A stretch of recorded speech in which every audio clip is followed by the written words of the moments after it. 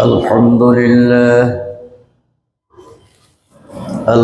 لله الذي لم يتخذ ولدا ولم يكن له شريك في الملك ولم يكن له ولي من الذل وكبره تكبيرا. فأشهد أن لا إله إلا الله وحده لا شريك له، وأشهد أن محمدًا عبده ورسوله الذي أرسله بالحق بشيرا ونذيرا وداعيا إلى الله بإذنه وسراجا منيرا. صلى الله تعالى عليه وآله وصحبه وأهل بيته أجمعين وسلم تسليما كثيرا. أما بعد، فإن أصدق الحديث كتاب الله، وأحسن الهدي هدي محمد صلى الله عليه وسلم، وخير الأمور عوازمها وشر الأمور محدثاتها وكل محدثة بدعة وكل بدعة ضلالة وكل ضلالة في النار. فقد قال الله تعالى وتبارك في كلامه المجيد: فإذا قرأت القرآن فاستعذ بالله من الشيطان الرجيم. فأعوذ بالله السميع العليم بوجهه الكريم من الشيطان الرجيم. بسم الله الرحمن الرحيم. قاف والقرآن المجيد.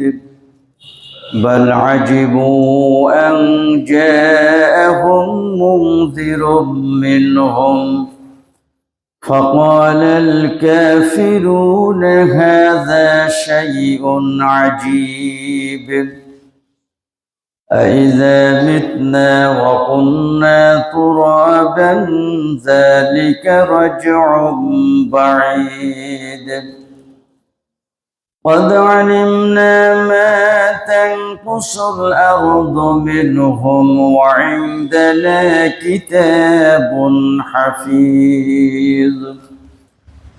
بل كذبوا بالحق لما جاءهم فهم في أمر مريج. أفلم ينظروا إلى السماء فوقهم كيف بنيناها وزيناها وما لها من فروج. والأرض مددناها وألقينا فيها رواسي وأنبتنا فيها من كل زوج بهيج تبصرة وذكرى لكل عبد منيب ونزلنا من السماء ماء مباركا فأنبتنا به جنات وحب الحصيد والنخل باسقات لها طلع نضيد رزقا للعباد وأحيينا به بلدة ميتا كذلك الخروج كذبت قبلهم قوم نوح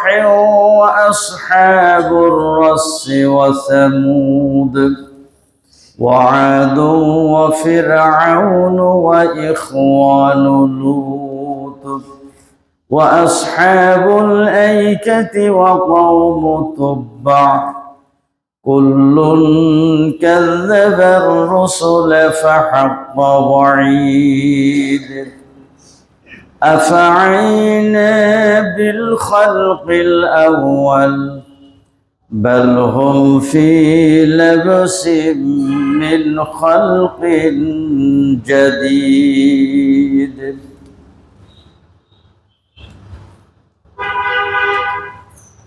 أما بعد فقد قال الله تعالى في كلامه المجيد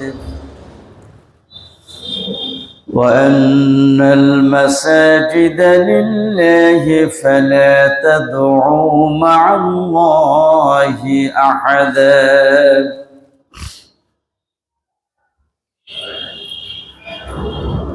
যাবতীয় হামদ গুণগান ও স্তুতিবাদ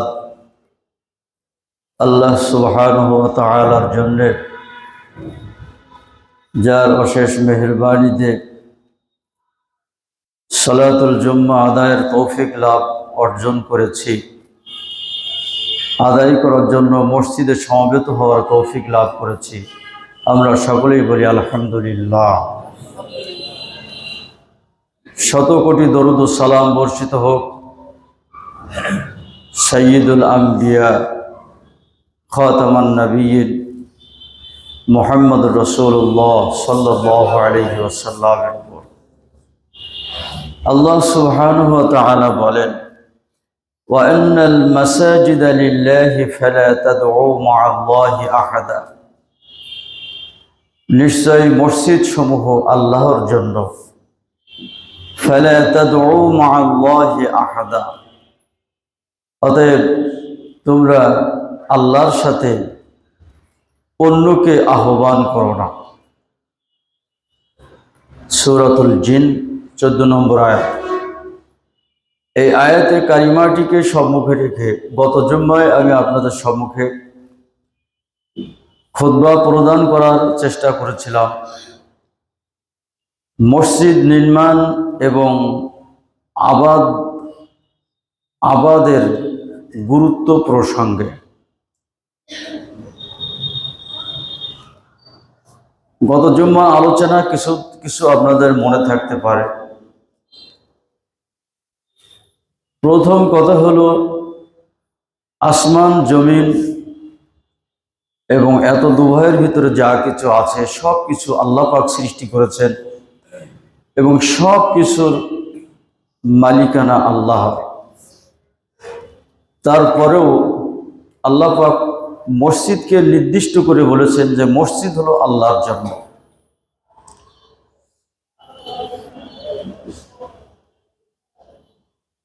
একথা বলার কারণ হচ্ছে আল্লাহর জন্য চরম ভক্তি প্রণতি, আল্লাহর জন্য অকুণ্ঠ চিত্তে ভালোবাসা এবং মহব্বতের সেতুবন্ধন স্থাপনের জন্য সবচেয়ে পবিত্র এবং মর্যাদা মণ্ডিত স্থান হলো এই মসজিদ। এই জন্য আল্লাহ রসুল বলেছেন, গত জুম্মায় বলেছিলাম যে আল মসজিদু বাইতু কুল্লি তাকিয়িন, মসজিদ হচ্ছে প্রত্যেক আল্লাহ ভীরু ব্যক্তির ঘর। তখন আল্লাহ ভীরু ব্যক্তিরা এখানে এসে আল্লাহ পাকের সাথে মহব্বতের সেতু বন্ধন স্থাপন করার জন্য সর্বাত্মক চেষ্টা করে থাকে। আব্দুল্লাহ ইবনে আব্বাস রাদিয়াল্লাহু তাআলা আনহুর একটা উক্তি গত জুমায় আমি পেশ করেছিলাম। তিনি বলছেন যে আল মাসাজিদু বুয়ুতুন ফিল আরদ, মসজিদ সমূহ পৃথিবীতে, মসজিদ সমূহ আল্লাহর ঘর। তাদিউল ইয়াহলি সামাই, এই ঘর আসমানবাসীদের তেমনই আলোকিত করে যেমন জমিনবাসীর জন্য আলোকিত করে আসমানের তারকাসমূহ। বল আলহামদুলিল্লাহ। আমরা যেমন আমাদেরকে আলোকিত করে আসমানের তারকা, তদ্রূপভাবে আসমানবাসীদেরকে আলোকিত করে জমিনের এই মসজিদ। এই জন্য পৃথিবীতে যত নবী এবং রসুল এসেছিলেন, প্রত্যেক নবী রসুলের প্রধানতম কাজ ছিল আগে চারাগাহ বা আল্লাহর ইবাদত গৃহ মসজিদ নির্মাণ করা। গত জুম্মায় সেই ইতিহাস আমি বলেছিলাম, সেই ইতিহাস আমি আলোচনা করছিলাম। পৃথিবীর প্রথম ঘর হচ্ছে মসজিদুল হারাম, যেটা আল্লাহ পাক ফেরেশতাদের দ্বারা স্থাপন করিয়েছিলেন। এবং নূহের প্রাবলে সেটা দেওয়াল নষ্ট হয়ে গিয়েছিল, কিন্তু তার ভিত অটুট ছিল। আল্লাহর নির্দেশে ইব্রাহিম আলাইহিস সালাম তার উপরে আবার নতুন করে আল্লাহর ঘর স্থাপন করেছিলেন। এই প্রসঙ্গে আয়াতগুলি আমি আপনাদের সম্মুখে গত জুম্মায় তেলাওয়াত করেছিলাম। ইব্রাহিম আলাইহিস সালাম ওই গৃহ নির্মাণ করে আল্লাহর কাছে যে দোয়া করেছিলেন, তাকাব্বাল মিন্না রব্বানা তাকাব্বাল মিন্না, হে আল্লাহ তুমি আমাদের পক্ষ থেকে এটা কবুল করে নাও। আল্লাহ পাক কবুল করে নিয়েছিলেন কেমন? তার কাবা গৃহের 10টা মর্যাদা আমি পয়েন্ট করে আপনাদের সম্মুখে বলেছিলাম, হয়তো মনে থাকতে পারে। 10 দিক দিয়ে এই বাইতুল্লাহ মর্যাদা মণ্ডিত। প্রথম হলো মুসলমানদের কিবলা, ঠিক না? গত জুমায় আমি আয়াত তেলাওয়াত করেছিলাম, আর সেদিকে যাব না, আমি একটু স্মরণ করে দিচ্ছি। দ্বিতীয় মর্যাদা হচ্ছে ওটাকে কিবলা হিসাবে গ্রহণ করা মুসলিম হওয়ার পরিচয়ক। তৃতীয় মর্যাদা হচ্ছে ওই গৃহে ইবাদত করা, সালাত আদায় করা 1 রাকাত সমান 100 রাকাত, এই 1 রাকাত সমান 1 লক্ষ রাকাতের নেকি পাওয়া যাবে। চতুর্থ মর্যাদা হচ্ছে যে সওয়াবের আশায় মসজিদুল হারামে সফর করা বৈধ করে দেওয়া হয়েছে। 4টি মসজিদ, তার ভিতরে প্রথম হচ্ছে মসজিদুল হারাম। এই গেল 4 নম্বর। 5 নম্বর মর্যাদা হচ্ছে আল্লাহ রসুল বলেছেন যে এমন এক সময় আসবে যখন ইসলাম এই মসজিদুল হারামের দিকেই ফিরে আসবে। বোন আলহামদুলিল্লাহ। 6 নম্বর মর্যাদা হচ্ছে আল্লাহ পাক এটাকে এমন মর্যাদা দান করেছেন, আল্লাহ রসুল বলেছেন যে তোমরা কাবার দিকে মুখ করে কিংবা পিঠ দিয়ে পিশাব পায়খানা করবে না। এ মর্মে হাদিস আছে, একাধিক হাদিস আছে। 7ম হলো, এটা হচ্ছে মেরাজ হয়েছিল না আল্লাহ রসুলের ইসরা, রাত্রিকালীন যে ভ্রমণ হয়েছিল মসজিদুল হারাম থেকে মসজিদুল আকসা পর্যন্ত, তার শুরু ছিল এই মসজিদুল হারাম। 8 নম্বর মর্যাদা হচ্ছে যে এটা এমন এক পবিত্র গৃহ যেখানে মুশরিকদের প্রবেশ নিষেধ। 9 নম্বর মর্যাদা হলো যে দাজ্জাল এইখানে প্রবেশ করতে পারবে না। বোন আলহামদুলিল্লাহ। আর 10 নম্বর মর্যাদা হচ্ছে এই মসজিদুল হারাম এরিয়ার মধ্যে কোনো রকমের পাপ কাজ করা নিষিদ্ধ। সূরা হজের ভিতরে আল্লাহ তাআলা বলেছেন, আমাই ইউরিদ ফিহি বিইলহাদিন বিজুলমিন নুযিকহু মিন আযাবিস সাঈর মিন আযাবিন আলীম। আল্লাহ তাআলা বলছেন, যে ব্যক্তি এই পবিত্র এরিয়ার ভিতরে কোনো পাপাচার করতে চাইবে বা করবে, তোমরা তাদেরকে শাস্তির স্বাদ আস্বাদন করাও। ইব্রাহিম আলাইহিস সালাম এই গৃহ নির্মাণ করে আল্লাহর কাছে দোয়া করেছিলেন। ওয়াইজ ক্বালা ইব্রাহিম, সূরা ইব্রাহিম 35 নম্বর আয়াত আল্লাহ তাআলা বলছেন, ওয়াইজ ক্বালা ইব্রাহিম রাব্বিজআল হাযাল বালাদা আমিনা ওয়াজনুবনি ওয়া বানিয়া আন না'বুদাল আসনাম।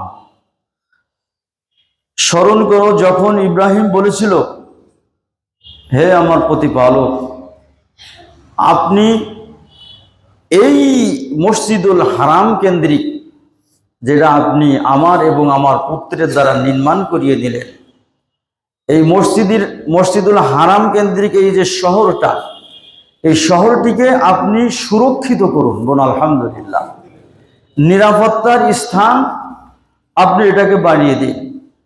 ওয়াজনুবনি ওয়া বানিয়া আন না'বুদাল আসনাম, এবং আপনি আমাকে এবং আমার পুত্রগণকে মূর্তি পূজা হতে বিরত রাখুন। ইব্রাহিম আলাইহিস সালাম দোয়া করলেন। শুধু তাই না, 36 নম্বর আয়াত সূরা ইব্রাহিমের 36 নম্বর আয়াতে ইব্রাহিম আলাইহিস সালাম আরো বলেছিলেন, রব্বি ইন্নাহুন্না আযলালনা কাসীরাম মিনান নাস।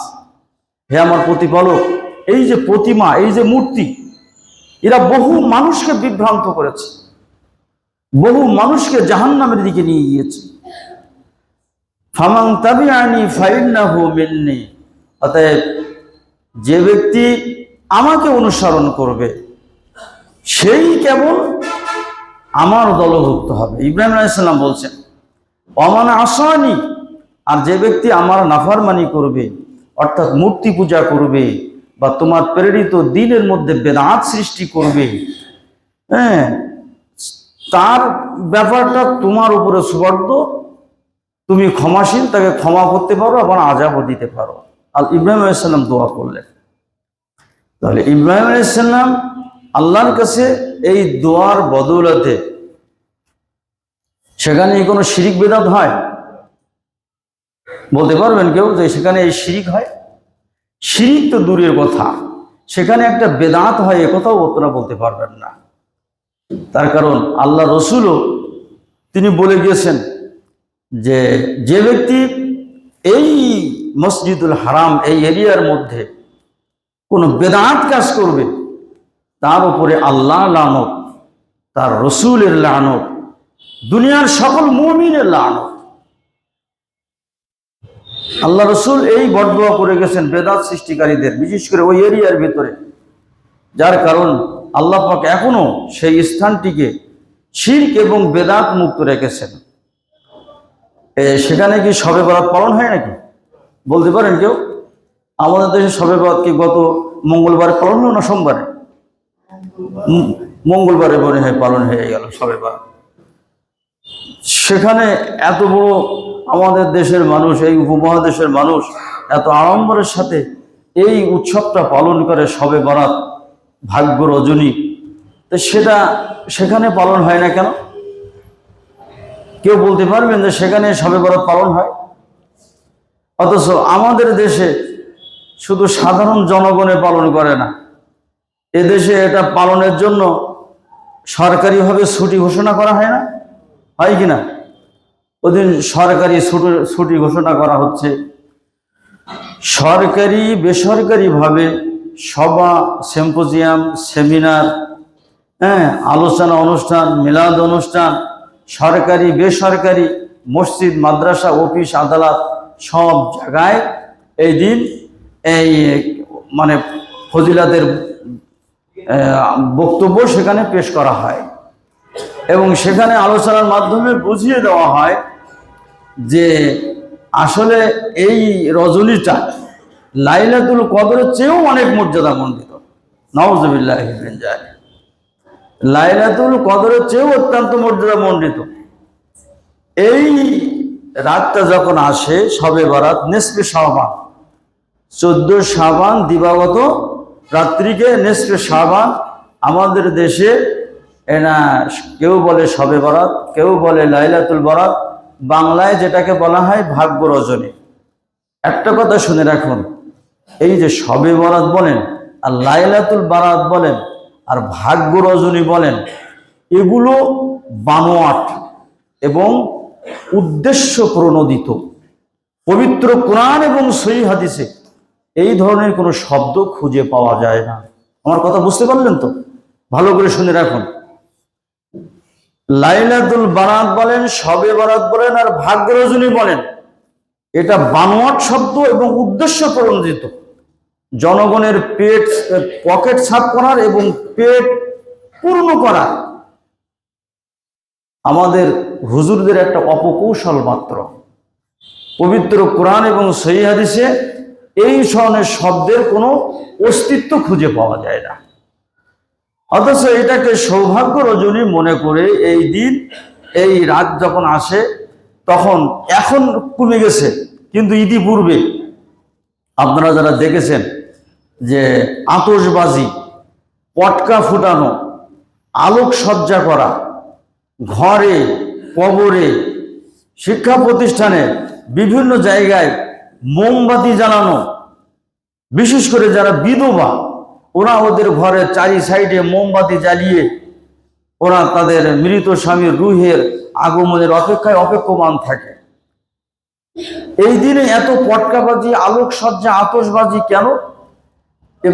এতে মানুষের একটা ধর্মীয় অনুভূতি কাজ করে। সেটা কি? মানুষ মনে করে, একদল মানুষ মনে করে যে এই দিন এই যে সমস্ত মানুষ মারা গেছে তাদের আত্মাগুলো বারজাখী জীবন থেকে মর্তে নেমে আসে তাদের আত্মীয় স্বজনের সাথে সাক্ষাতের জন্য। নাউযুবিল্লাহ, সাক্ষাতের জন্য নেমে আসে, এটা তাদের ধারণা। আর এই জন্য তাদের সদর সম্ভাষণ জানানোর জন্য সম্ভবত এই কাজগুলো করা হয়, তা না হলে তো এর কোনো যুক্তি নেই। একসময় এই পটকাবাজি, আলোকসজ্জা, আতশবাজি যে যত ভালো করে করতে পারবে তাদের জন্য সরকারি পুরস্কারও বিঘোষিত হতো, সরকারিভাবে পুরস্কৃত করা হতো। কিন্তু এই আলোকসজ্জা, আতশবাজিতে ফিতনা সৃষ্টি হওয়ার কারণে সরকারিভাবে এটা আবার বন্ধ করে দেওয়া হয়েছে। বন্ধ করে দেওয়ার কারণটা কি? আসলে এর কোনো ভিত্তি নেই, এর কোনো শরীয়ী ভিত্তি নেই। এই নেসফে শাবান ভাগ্য রজনী হিসাবে পালন করা হয় আরো একটা বিশ্বাস নিয়ে। সেই বিশ্বাসটা কি? আমি নিজে বক্তব্য শুনেছি তাই বলেছি। হ্যাঁ, আমাদের হুজুররা বক্তব্য রাখেন যে এই রাত্রে নাকি কোরআন নাজিল হয়েছে। নেসফে শাবান, হ্যাঁ, এই লাইলাতুল বারাত বা ভাগ্য রজনী, এই রাতে নাকি কোরআন নাজিল হয়েছে। আসলে আপনারা কি তাই মনে করেন নাকি? কেন? খোঁজ নিয়ে দেখেন, আপনারা মনে না করলেও হ্যাঁ অধিকাংশ মুসলমান মনে করে যে এই রজনীতে কোরআন নাজিল হয়েছিল। তারা সূরা দুখানের 3 নম্বর আয়াত পেশ করে। আল্লাহ তাআলা বলছেন যে ইন্না আনজালনাহু ফি লাইলাতিন মুবারাকাতিন ইন্না কুন্না মুনজিরিন, নিশ্চয় আমরা এটাকে নাজিল করেছি এক মুবারক বা বরকতপূর্ণ রাত্রে, আর নিশ্চয় আমরা ভীতি প্রদর্শনকারী। সূরা দুখানের 3 নম্বর আয়াত। এই আয়াতকে তারা দলিল হিসাবে নিয়ে আসে। তারা বলতে চায় যে এই মুবারক রাত বলতে এই লাইলাতুল বারাত বা এই শবে বরাতের রাত, এই রাতে কোরআন নাজিল হয়েছে। কিন্তু কোরআন নাজিল হয়েছে কোন মাসে বলতে পারেন?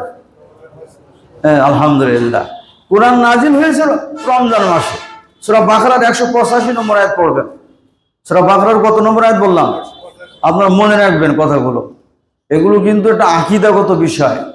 আপনার আকীদার উপরেই আপনার মুক্তি নির্ভর করবে। আপনি যতই ভালো কাজ করেন, আপনার আকীদায় যদি গলত থাকে আপনার ভালো কাজ আল্লাহ পাক কবুল করবেন না। আকীদা যদি সঠিক থাকে আপনার কম আমলেই আল্লাহ পাক মুক্তি দান করবেন। বলুন আলহামদুলিল্লাহ। অতএব বিশ্বাসটাকে আগে নিখুঁত করতে হবে, তারপরে আমল করতে হবে। তাই সেই কথা বলছিলাম যে কোরআন নাজিল হয়েছিল কোন মাসে? সূরা বাকারার কত নম্বর আয়াত পড়ার কথা বললাম? বলুন, 185 নম্বর আয়াত পড়বেন।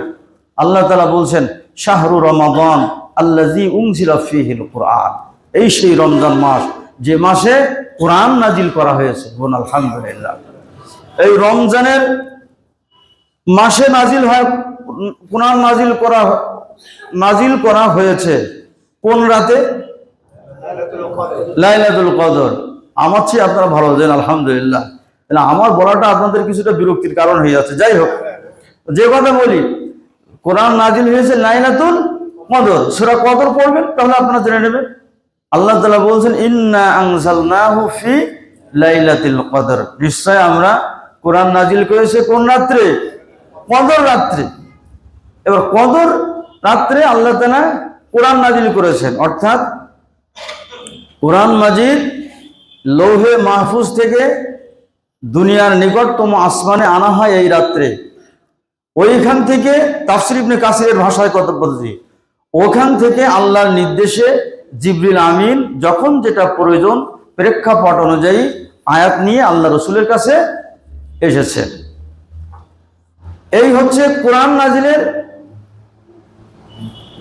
আল্লাহ পাকের যে কথা বলেছেন সেইটা। আর আমরা বিশ্বাস করে নিয়েছি কি লাইলাতুল বারাত বা শবে কদরের রাত্রে কোরআন নাজিল করা হয়েছে। এই বিশ্বাস যদি থাকে তাহলে কোরআন বিরোধী হয়ে গেল না? কোরআন বিরোধী বিশ্বাস যদি হয় তাহলে আমার কোনো আমল কবুল হবে? আপনারাই বলুন। কোরআন এবং হাদিস বিরোধী হলে আমার কোনো আমল কবুল হবে না। দ্বিতীয়ত মানুষ এইটা মানুষের আরো বিশ্বাস কি যে এই রাতে মানুষের সারা বছরের ভালো মন্দ ভাগ্যের রেজিস্টার লেখা হয়। এই রাত্রে আগামী 1 বছরের জন্য বান্দার ভাগ্যে কি আছে তাই এই ভাগ্যের রেজিস্টার এই রাতে লেখা হয়। তাই কি করে, প্রথম কথা হচ্ছে এই রাতে কি করতে হবে? 100 রাকাত সালাত আদায় করতে হবে, যেটাকে সালাতে আলফিয়া বলা হয়। শুধু তাই না, এই সালাতের প্রতি রাকাতে সূরা ফাতিহার পরে 10 বার করে কুল হু শুরু করতে হবে। আরো ফজিলতে বলা হচ্ছে, সব হাদিস আছে, বানোয়াট হাদিস কিভাবে তৈরি করেছে আমি সময় হলে শেষে বলবো। আরো বলা হচ্ছে যে এই সালাত যদি গোসল করে আদায় করা হয় তাহলে প্রতি ফোঁটা পানির সাথে পানি পড়বে, প্রতি ফোঁটা পানির সাথে আপনি 70 রাকাত নফল সালাতের সওয়াব পাবেন। ফজিলতে বলা হচ্ছে। হ্যাঁ, অথচ এই সালাতের যে ইতিহাস দেখেন, মিশকাত শরীফের আরবি ভাষ্যকার মোল্লা আলী কারি হানাফি রহমাতুল্লাহ আলাইহি তিনি তার মিরকাত গ্রন্থে বলছেন যে এই যে সালাতে আলফিয়া, এই যে 100 রাকাত সালাত আদায় করা হয় এই নিসফে শাবানের এই রাতে,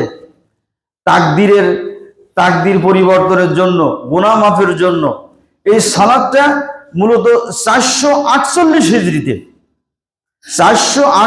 হিজরিতে বাইতুল মুকাদ্দাস মসজিদে একদল মূর্খ ইমাম তারা এটা চালু করে। অন্যান্য সালাতের সাথে তাহাজ্জুদের চাইতেও বেশি মর্যাদা, এই মর্মে মিথ্যা বানোয়াট হাদিস বলে ওই ইমামরা এটাকে চালু করে। মেরকাত গ্রন্থকার মোল্লা আলী কারি হানাফি রহমাতুল্লাহ আলাইহি বলছেন যে এই বেদাত দেখে ওই অঞ্চলে যে সমস্ত হকপন্থী আল্লাহ ভীরু ব্যক্তিরা ছিল তারা ওখান থেকে বেরিয়ে চলে গিয়েছিল যে এত বড় বেদাত, আল্লাহর গজব নাজিল হবে এখানে, অতএব তারা সেখান থেকে বেরিয়ে চলে গিয়েছিল। অথচ আমরা খুব সেজে গুজে গোসল করে 100 রাকাত সালাত আদায় করি, সন্ধ্যা থেকে শুরু করে একেবারে প্রায় শেষ রাত পর্যন্ত। এবার সালাত আদায় করে বাড়ি চলে যায়, গিয়ে এবার ঘুমিয়ে পড়ি। এমন ঘুম পড়ি যে ফজরের ফরজ সালাতের জামাতে আর লোক খুঁজে পাওয়া যায় না। তখন মসজিদ মাতম করতে থাকে, হায় আল্লাহ, তথাকথিত 100 রাকাত সালাত সওয়াবের আশায় পালন করতে গিয়ে আল্লাহ কর্তৃক নির্ধারিত ফরজ সালাত তাদের তরফ হয়ে যায়। তারা এই ভাগ্য পরিবর্তনের জন্য, গুনাহ মাফের জন্য তারা 100 রাকাত সালাত আদায় করে। শুধু তাই না, তারা এই দিন আবার খুব ভালো ভালো খাদ্য খাওয়ার চেষ্টা করে। এই গোস্তের দোকানে ভিড় একটু বেশি থাকে কিনা বলেন? এখন অবশ্য মানুষ অনেকটা সচেতন হয়েছে আলহামদুলিল্লাহ। মানুষ অনেক সচেতন হয়েছে। আগে তো গোস্তের দোকানে আপনি লাইন পেতেন না, মিষ্টির দোকানে তো জিলাপি, তারপরে মিষ্টি, হ্যাঁ, খাদ্য খাবারের দোকানে খাদ্য খাবার খুঁজে পাওয়া যেত না। মসজিদে মিলাদ পড়ে, হ্যাঁ, আর আগে তো হুজুরা মহল্লার এই বাড়ি থেকে শুরু করতেন ইয়া নবী সালাম আলাইকা গাওয়া, আর ওই মহল্লায় গিয়ে শেষ করতেন। সারা রাত মিলাদ পড়তেন, আর প্রত্যেক বাড়িতে হালুয়া, রুটি, জিলুপি, মিষ্টি এগুলো বিতরণ করা হতো। আমি ঠিক বলছি তো? যারা একটু বয়স্ক আছেন তারা বলতে পারবেন, একেবারে অল্প বয়সীরা এখন বলতে পারবেন না, যেহেতু এসব এখন আর অত হয় না। এদিন হালুয়া রুটি তৈরি করা হতো। কেন তৈরি করা হতো? তার যুক্তি দিয়ে বলা হতো যে আল্লাহ রসুলের উহুদের যুদ্ধে এই দান মুবারক শহীদ হয়ে গিয়েছিল। দাঁতের যন্ত্রণায় তিনি ওই শক্ত খাবার খেতে পারেননি, তাই হালুয়া রুটি নরম খাবার খেয়েছিলেন। এটা একটা এক সাইডে মানুষের বিশ্বাস, কিন্তু এটা একটা চরম ভুল। উহুদের যুদ্ধ হয়েছিল কত হিজরিতে বলতে পারেন? তৃতীয় হিজরিতে। কত হিজরিতে? তৃতীয় হিজরিতে, শাওয়াল মাসে। শাওয়াল মাসের 11 তারিখ। শাওয়াল মাসের কত তারিখ? 11 তারিখ। দিনটা ছিল শনিবার সকালবেলা। তৃতীয় হিজরি শাওয়াল মাসের 11 তারিখ শনিবার সকালে এই উহুদ যুদ্ধ হয়েছিল। আর আমরা তার বেতার অভাব করছি তারও 2 মাস পূর্বে নেসফে শাবানের 14 তারিখ দিবাগত রাতে। এটা কোনো কথার কথা হলো বলুন দেখি? তো এই তারা মনে করে যে এই রাত্রে বান্দার ভালো মন্দ তাকদীর লেখা হয়, অতএব ভালো না খেলে আগামী 1 বছর ভালো খাদ্য ভাগ্যে জুটবে না। বেশি করে সালাত আদায় করে গুনাহ মাফ না করলে আগামী 1 বছরে আর গুনাহ মাফ হবে না। এই হলো মানুষের আকীদা। আর এই আকীদা থেকে এই বেদাতি সালাত, তারপরে এই যে ভালো খাদ্য খাওয়ার নামে এই যে অপচয়, পটকাবাজি ইত্যাদি, এগুলো সবই শরীয়ত বহির্ভূত কাজ। তার কারণ মানুষের যে তাকদীর সম্পর্কে আগে আপনার জ্ঞান আনতে হবে। তাকদীর সম্পর্কে জানতে গেলে আমি আপনাদের আয়াত নম্বর বলে দিচ্ছি, বাড়ি গিয়ে পড়ে নেবেন। সূরা কমার, সূরার নাম কি বললাম? কমার, 49 থেকে 55 নম্বর আয়াত। 49 থেকে 55 নম্বর আয়াত বাড়িতে গিয়ে পড়বেন এবং তার তাফসীর দেখবেন। আমি শুধু ওই সংক্ষিপ্ত সময় একটু বলে দেই। আল্লাহ তাআলা বলছেন, ইন্না কুল্লা শাইইন খালাকনাহু বিকদার। আল্লাহ পাক বলছেন, আমি প্রত্যেক বস্তুকে সৃষ্টি করেছি তার সুনির্দিষ্ট তাকদীর দিয়ে। তাকে তাকদীর সহ সৃষ্টি করা হয়েছে। আল্লাহ তাআলা ওই সূরা কমারের বলছেন, অকুল্লু শাইইন ফাআলুহু ফি যুবুর। আল্লাহ তাআলা বলছেন, প্রত্যেক মানুষের কর্ম তার আমলনামায় লিপিবদ্ধ করে রাখা আছে। সে দুনিয়াতে কি করবে এটা তো শুধু একভাবে না, একটা লোহে মাহফুজে লেখা আছে। আবার সন্তান যখন মাতৃরেহেমে গিয়ে 120 দিন পার হয়, তখন আবার ফেরেশতা এসে ওইটা নতুন করে লিপিবদ্ধ করে ওই শিশুর গলায় লটকিয়ে দেন, যেটা আমরা দেখতে পাই না। ওইটা হলো তাকদীর। 3টি জিনিস লিখে দেন। 3টি জিনিস লিখে দেন। সে কি আমল করবে, কি পরিমাণ রিজিক প্রাপ্ত হবে, সে সৌভাগ্যবানদের অন্তর্ভুক্ত হবে না দুর্ভাগ্যবানদের অন্তর্ভুক্ত হবে, এটা তার তাকদীর লিখে দেওয়া হয়। তাই আল্লাহ তাআলা বলছেন, ওয়াকুল্লু শাইইন ফাআলুহু ফি যুবুর। তাদের কর্ম তাদের আমলনামায় লেখা আছে। ওয়াকুল্লু সগীরিন ওয়া কাবীরিন মুস্তাতার, আছে ক্ষুদ্র এবং বৃহৎ আকারে লিপিবদ্ধ করা আছে। বুখারী মুসলিমের হাদিস পড়ুন। আল্লাহ রাসূল কি বলছেন? আল্লাহ রাসূল বলছেন যে কাতাবাল্লাহুল মাকাদিরা কাতাবাল্লাহু মাকাদিরাল খালায়েক ক্বাবলা আন ইয়াখলুকাস সামাওয়াতি ওয়াল আরদি বি50,000 সানা। আল্লাহ রাসূল বলছেন যে আসমান এবং জমিন সৃষ্টির, মানুষ সৃষ্টির না, মানুষ সৃষ্টির তো সেই দিন। মানুষের ইতিহাস খুঁজে দেখুন, এখান থেকে 10-11 হাজার বছর বেশি যাবে না। আর আসমান জমিন তার কত আগে সৃষ্টি হয়েছে আল্লাহ পাকই ভালো জানেন। তা আল্লাহ রাসূল বলছেন যে আসমান জমিন সৃষ্টির 50,000 বছর পূর্বে প্রত্যেক মাখলুকের তাকদীর আল্লাহ তাআলা লৌহে মাহফুজে লিপিবদ্ধ করে রেখেছেন। বলুন আলহামদুলিল্লাহ। আউয়ালু মা খালাকাল্লাহুল কলম, সর্বপ্রথম আল্লাহ তাআলা কলমকে সৃষ্টি করেন। প্রথম আল্লাহ তাআলা কলম সৃষ্টি করেন। কলমকে সৃষ্টি করে আল্লাহ তাআলা বলেন, উক্তুব, তুমি লেখো।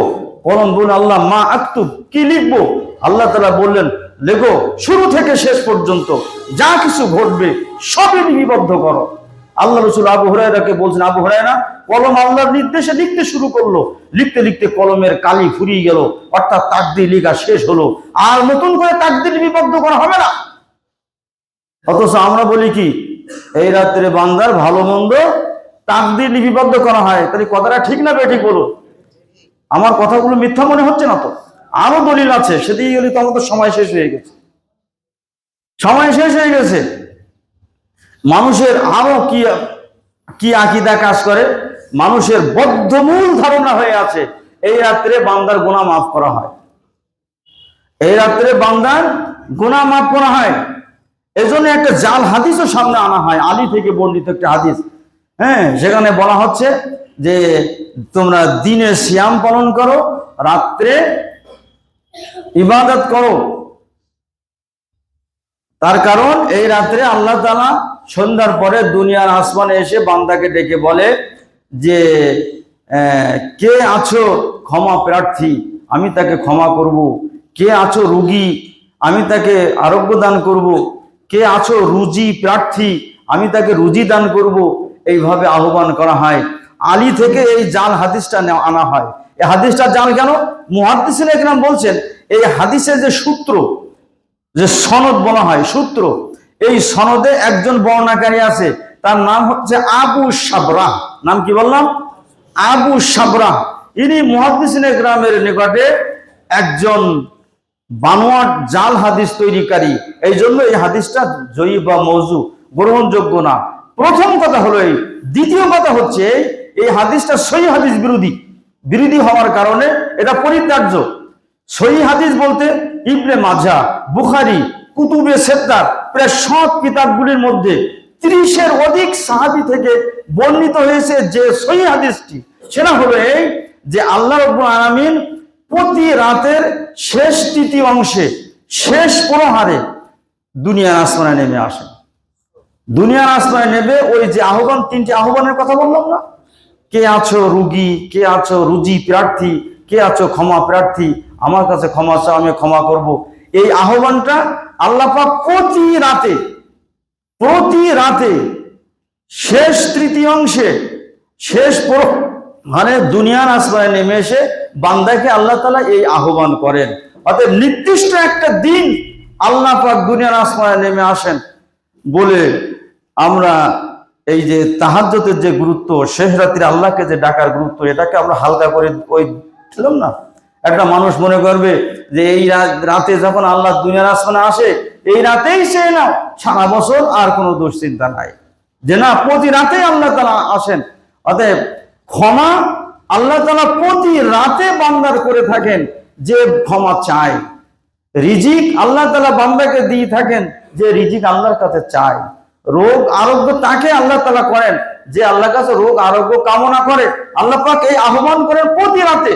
অতএব নিসফে শাবানের এই রাত্রে যে আল্লাহ দুনিয়ার আসমানে আসেন, প্রথম কথা হচ্ছে যে হাদিসটা আনা হয়, হাদিসটা মাউযু বাজ্জাদ, বানোয়াট হাদিস।